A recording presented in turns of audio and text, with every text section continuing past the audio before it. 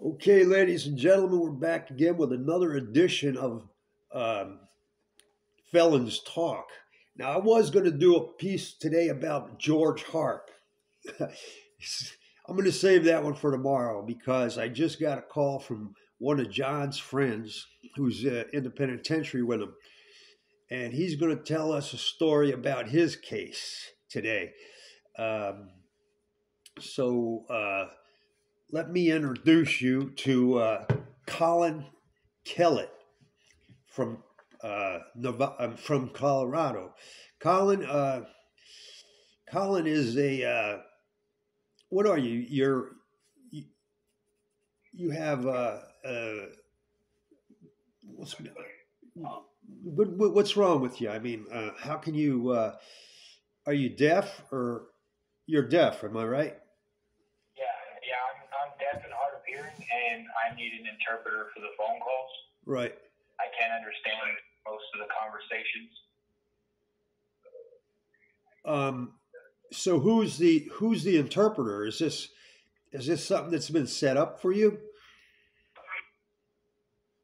through the prison? I Yes, mean. it's something I'll fight and sue DOC for, and she has an interpreter number for her service, and that's all the information we're about to have. Okay, but so you're actually got somebody who's actually interpreting this, a human being interpreting the whole thing, right? Yes, yes, that's the cause for the minor delay.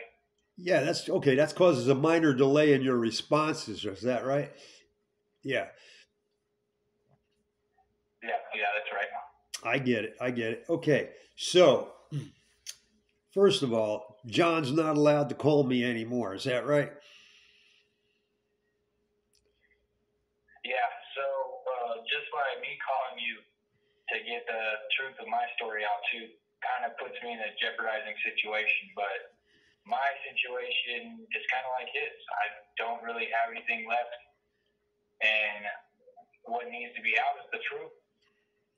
So with John, they sent 8 guys from Intel after him, shut his phone off, and then they kind of threatened to put him in a dark, deep hole again if he continues to try to release their secrets.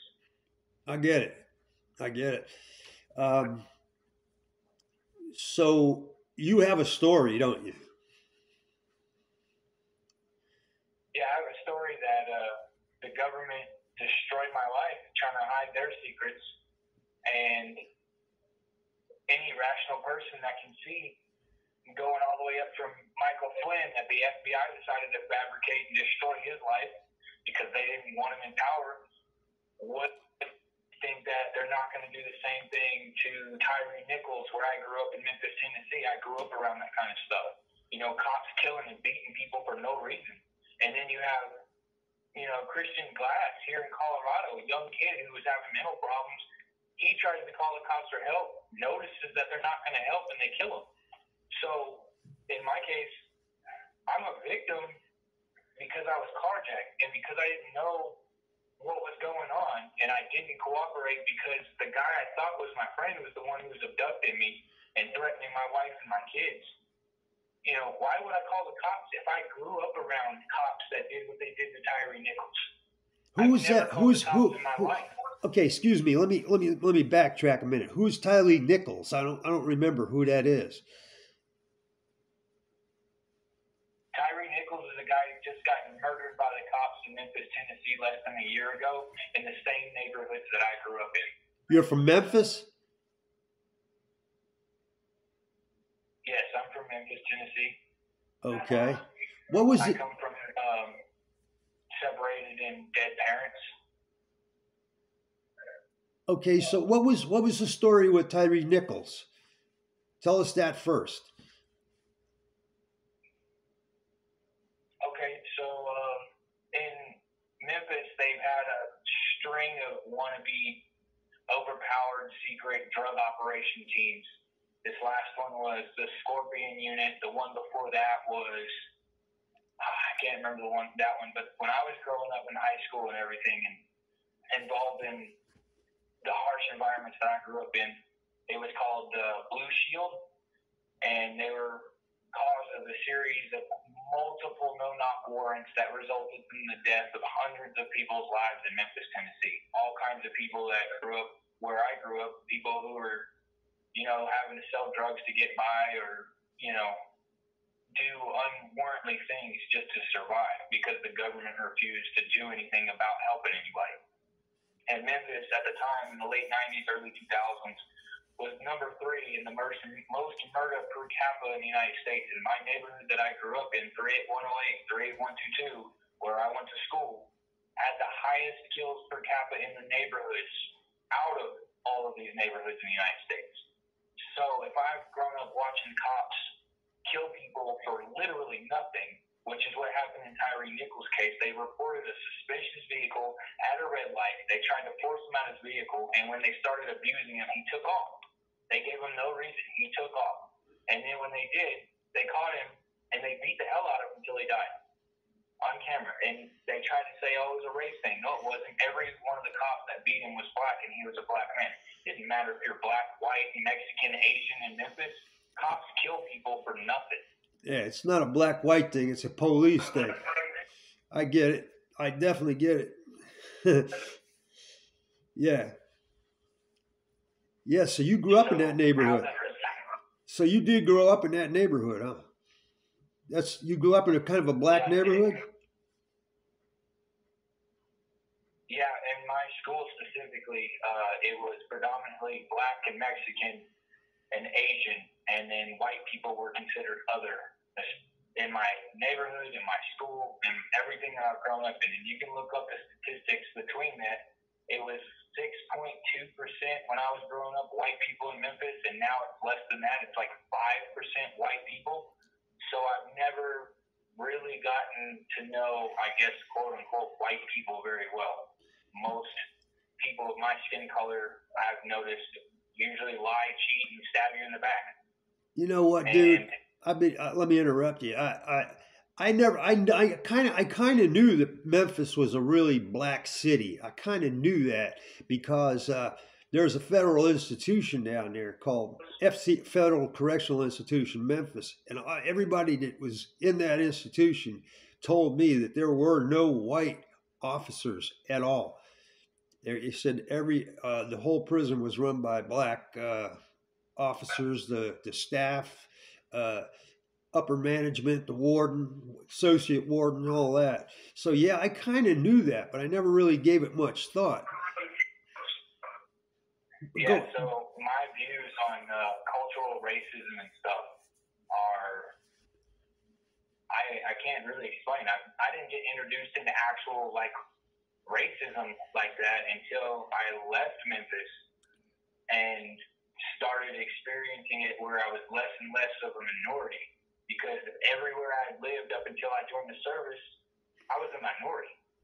So I knew how minorities felt. I knew when my people in my neighborhood, my friends and family were getting killed, it wasn't because it was a race thing. It was because it's just the wrong thing. Wow. This is a different perspective you have, bro. Much different. Yeah, I grew up knowing, in a sense, what was right and what was wrong. And if you couldn't take care of your business, then you were screwed. Like, there was no calling the cops. You called the cops, it's a death sentence. Right. Yeah, I guess so. And after almost 20 years of living by that, how can you say any normal or rational person would call the cops in my situation, which we'll get to, to make me and destroy me because a cop got shot in my case by another cop, and it's because I didn't call the cops? That doesn't make any sense. Okay, so start from the beginning and tell us a story of how all this happened, and just give us the story. Tell us. All right, so just leaving the military, I was stationed in Oklahoma. I had done almost 6 years in the service, honorably discharged. Wife, kids, first wife, divorced. I'm now divorced from my second wife, but my wife and children and I, we were trying to make a better life. we were on our way up to Seattle so I could start underwater loading. And on the way, something happened with our education benefits, and we got stuck visiting family out here in Colorado. Well, my wife decided, hey, this is where we wanted to retire. Let's go ahead and find a house. So that's what we did. We found a house. We started buying it and put our kids in the system, the school system and everything. And my medical conditions due to the service, they got worse. And my health started failing. What is your medical condition? What is your medical condition specifically? I have a series of TBIs from my service, multiple incidents to the head, explosive devices as well, and just it caused me to start having a series of seizures, and I developed Crohn's disease. But I can also kind of relate that the military caused me to be a heavy, I can't even say alcoholic, but a heavy drunk for multiple years, dealing with the stress, and all that stress compounded on my brain, and it caused my brain to start shutting down, and it was killing me. So without the proper treatments, I started getting really sick, growing up and having the seizures and not being able to eat, losing weight at a rapid pace, not being able to form good cognitive thoughts, and wanting to deal with it by suicide. Right. How old are you, by the way? How old are you right now? I just turned 32 in January. You're a kid then. You're just a youngster. How long you been in prison? I'm coming up on 6 years now. So you were like 26 when you got to prison? Yeah. Okay, all right. So go ahead. Tell us the story. How did you get busted and all that? So there was this guy that I had met, my wife and I had met. His name was William Bacorn, and he was from Kentucky. And we got to know him a little bit in the hotel that we were staying in before he bought the house. And his mom and him had to move back to Kentucky. He left me his number. Well, we bought our house and everything, and my wife convinced me to have him move in with us so he could help us pay with the bills and everything. And I was trying to not have that happen, but you know, power over women and stuff, they're going to get you every time. Well, he moves in, and turns out he's not what he is. He's not a good person. Okay. After less than a month of moving in with us, he is a psychopath. Well, his actions and conversations get worse. We try to kick him out, and he starts his manipulation process on me. Well, we ended up having a fire in Colorado. It was the 117 fire, and he lost a lot of his stuff because what he basically did was moved in on the back of our property. And we had 40 acres of land just out in the middle of nowhere, Hanover, Colorado. Well, when he finally stops with a lot of the communication, he comes over like once a week or so and tries to hang out, and I limit those conversations. Well, he starts acting crazy-ish to the point where he ran down this couple in a van and pulled a gun on him, and he thought that they were some Cuban cartel members that had been looting the area after the fire. Well, when I stepped between him and the gun that he pulled on them, they were confused. They took off. My wife called the cops. Cops got involved, and he tried to disappear. Well, almost 2 weeks later, he shows up, and he says, I found them. I found the guys who robbed me, and he threatens to kill me and my family if I don't drive him to where he needs to go.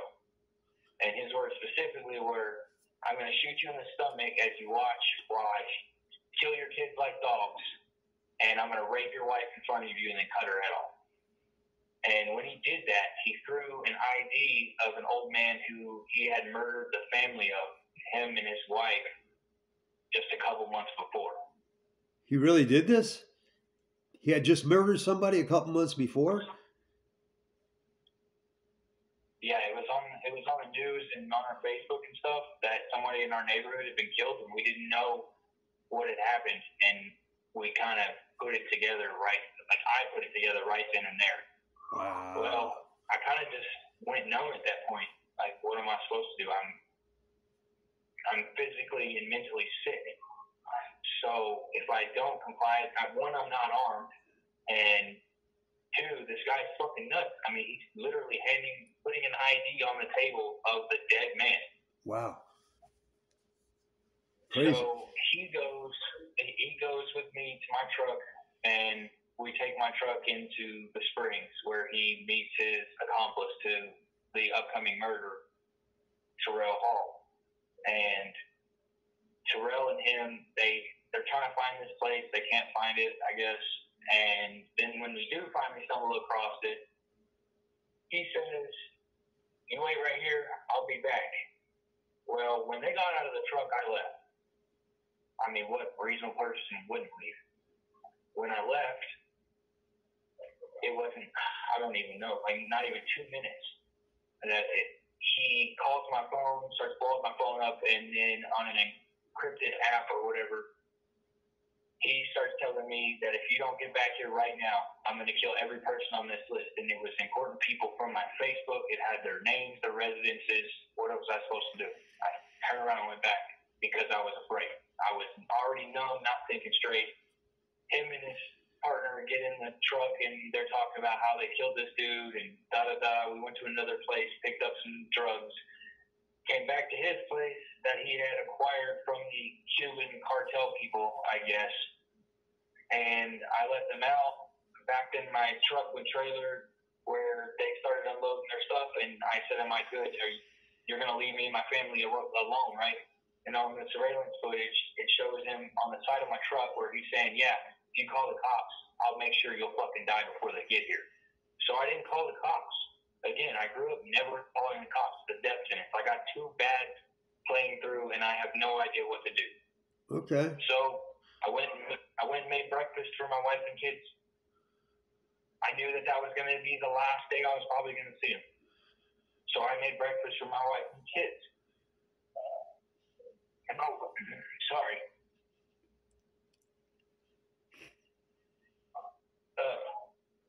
Sorry, this is really hard.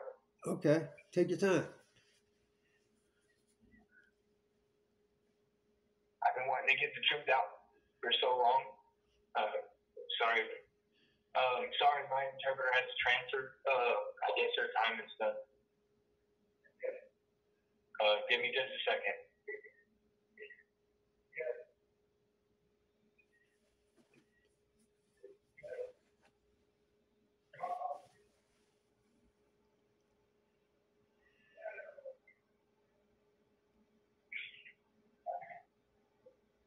All right, so my new interpreter is coming back on right now. I'll continue. So my wife was pregnant with our youngest. She was 4 or 5 months pregnant. Right. And we had a police scanner thing playing, and my wife asked me why I was playing a police scanner. And I said, "The less you know, the better, babe. The less you know, you better." And started worrying her. Well, William shows up, and he's trying to come into my house. Well, I grabbed my wife's gun at this point, and I really don't know why I didn't shoot him. But there's always a bigger portion to the picture that I just don't understand, I guess. But I told him that if he takes one more step, I was going to kill him.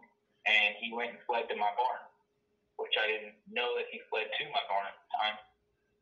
Well, within minutes, several cop cars surrounded my house, surrounded it, like my residence. And they came in all kinds of guns, and they told me that they needed to see my house and everything. I told them if they didn't have a warrant, they needed to leave. They pointed their guns at me.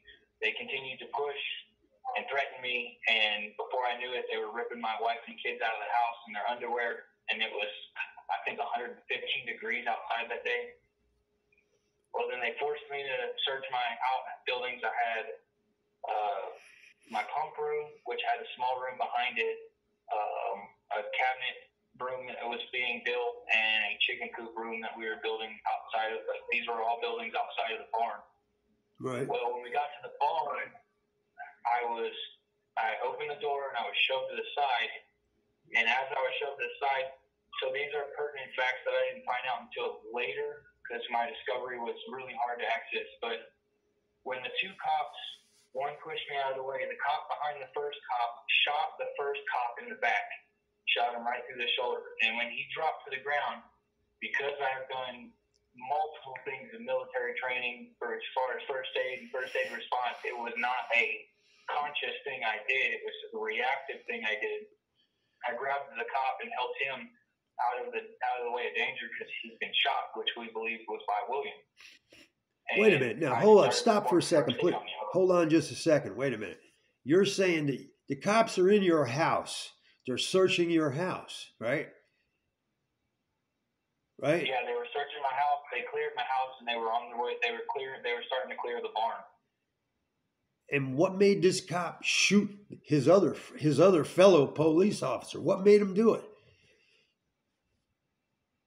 I don't understand. So again, that's a pertinent fact I didn't find out until after I was able to start getting into my discovery. Right. But on the radio log between these cops, one of the cops, I don't know if that was him or not, mentioned that he was ready to kill a motherfucker. His words on the radio log. So they were trigger happy, gun ho. Okay. Cops. Hot dogs, yeah. All right. That's how most of them are, anyways.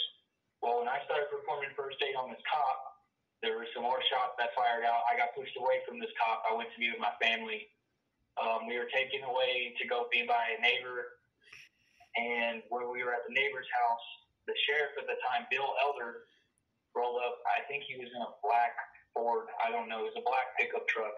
Gets out, walks over me, grabs me by the arm in front of my wife and kid, throws me to the ground, unlatches his pistol, and he says, "I will kill you, you motherfucking piece of shit, if you don't tell me what's going on." And I told him I didn't know what was going on, and I wasn't going to tell him until I felt that my family and my life was safe.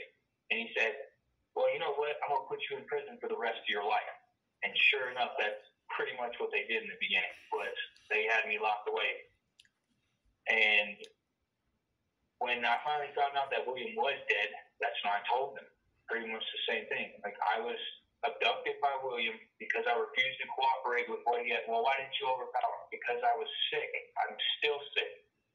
Wait just a step. Stop for a minute. Stop for a minute, bro. Stop for 1 minute. What do you mean they killed William? The guy that was threatening your life, your buddy, the one that you had living with you, the one that you say became like crazy and unhinged and was starting to do. How did he die? You say he got murdered by the police or what? Yes, he was killed by the cop that shot his partner. And in the photos of the discovery, William's sidearm was never unlatched. And in multiple photos, you have William laid out dead on the ground in a position that looks like he was surrendering. His arms were up and everything. Now, the body cam footage that I started to access, I couldn't get to finish because at this point they cut all of my ties to Discovery away. They would not allow me to see the Discovery. And in my appellate photos and stuff that I've got, because they only gave me a tiny bit, I'm in the appeals of my case right now. One photo, William's legs are spread open, and there's no shotgun at his feet that they claim he pointed at. And then in another photo, one of his feet is turned inwards, and conveniently at his foot, there's a shotgun. Okay, so they basically they found this guy that was threatening you. They found him when? Before or after you? Before or after they raided your farm? It was during. Huh? It was during. It was after they took me and my family out of my house. Yeah. And it was within minutes after that. Well, where was he? Was he around your house when they killed him? He was in my barn. He was in your barn. He was hiding in your barn and they killed him. Yeah. Okay, I got you. All right, now I understand. All right. Go ahead. So, yeah, go ahead. pretty much it. I got stuck with a public defender who, the lead public defender I had, she quit because she said she didn't want to see another innocent man go to prison, and left me with a newly practicing public defender. All of my financial resources were tied up, so I couldn't afford an attorney, and I don't have a mom or dad. That my mom's dead, my dad's been gone for many years, and I don't have people to help me in that situation. So I was stuck with the 3 people walk into a bar, one becomes a judge, one becomes a DA, and one becomes a public defender. You're going to jail. It doesn't matter. Yeah. And they cared more about putting me in prison than proving the truth. Well, my living co-defendant, he decided to take a deal to make up a lie and testify against me and say that I gave him a shotgun and that it was my plan to go through with all this. All of what? First off, I was... All of what? All of what? What is she? I don't get it. All of what? The robbery burglary, I guess, the one where William got his revenge on the guy who robbed him. I don't really know what happened with all of that. So wait a minute. Let me backtrack just a bit here, bro. Just a little bit. William was robbed by who specifically? Was it the fucking person that first of all, you said there was he had some Cuban cartel members or something? Huh? Yeah, I still don't know all of the information on that. But who robbed him? Who did he say robbed him? William. Who did he say had robbed him? The guy that he killed.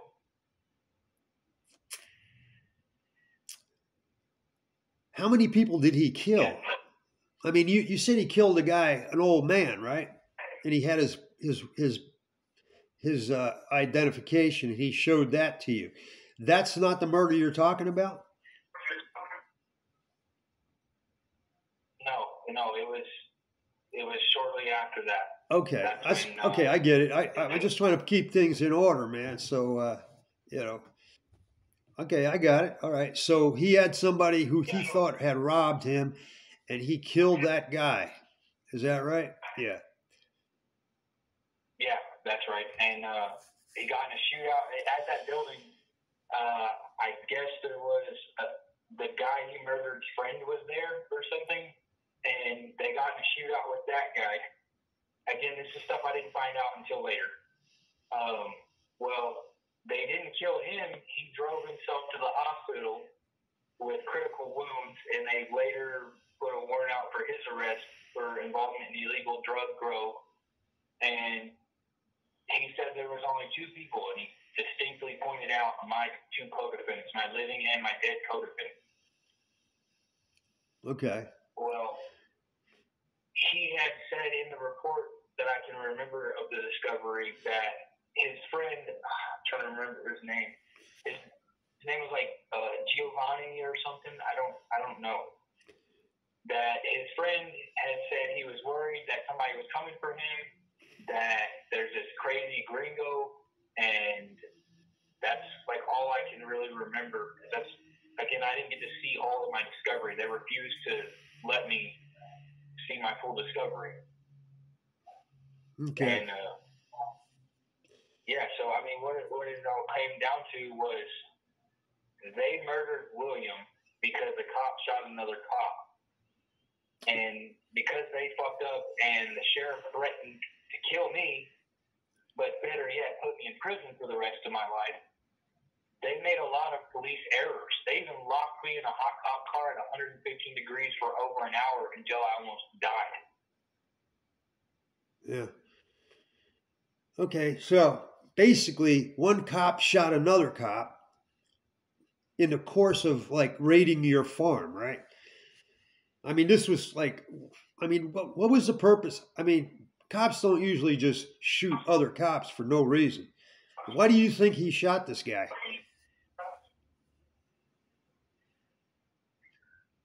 I don't know. It was really quick. Like I said, I got shoved to the side when the door opened, and when the door opened, a shot went off and a cop went down. And from what I believed at the time, William shot at the cops. So I guess, but I can't rationally say what another cop or another person would do, because I had been shooting weapons for a long time. I know when it's my weapon going off. So for this other guy who shot his partner in the back, I can't reasonably understand how you wouldn't know that's your weapon that it's not your weapon that went off. Like, you pulled the trigger, you shot your partner.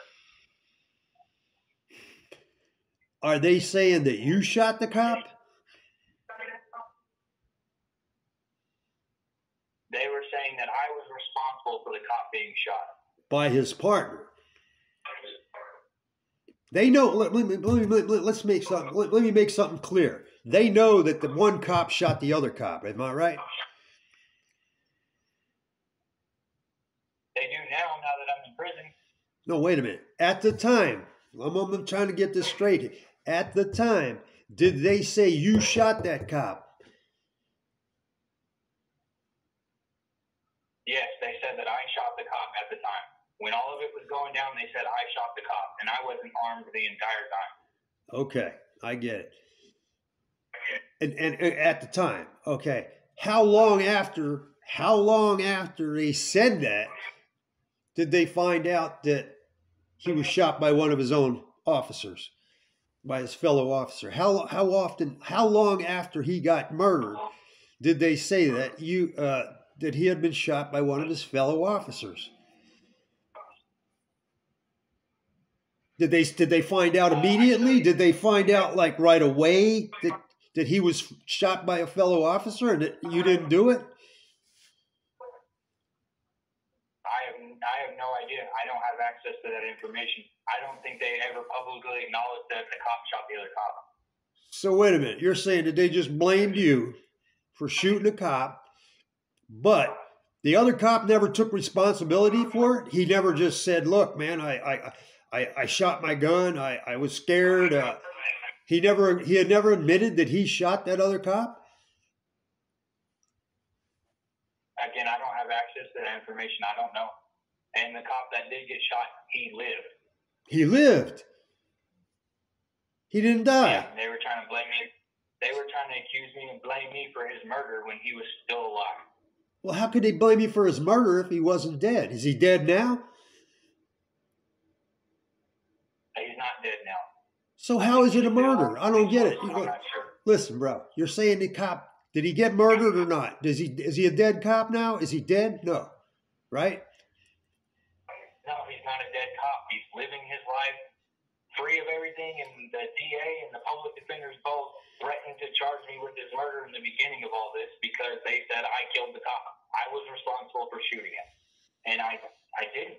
And the thing is he didn't die. I distinctly remember that I saw another cop in a shoulder sling, and I think it was that cop. Like, that was months later. I see. All right, bro.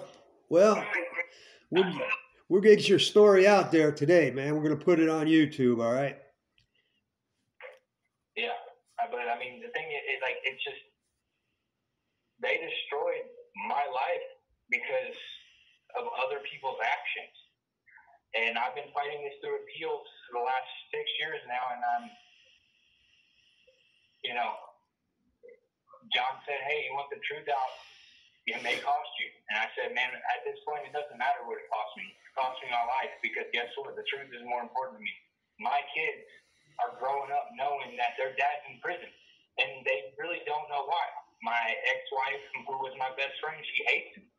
She blames me for all of this stuff, and what am I supposed to do other than be like, hey, I've been suppressed, my voice has been silenced, and all because I don't like the government. I'm afraid of what they do and what they can do. So, yeah, I mean, I hear you, going brother. to prison it has caused me to do some things I would never do. Right. Well, okay, listen, I got to get going, bro. But give me a call back tomorrow, all right? I will do. Anything you want me to tell John? Just tell him I said hello. All right, we'll do. Bye. Thank you again, Larry. I appreciate it. All right.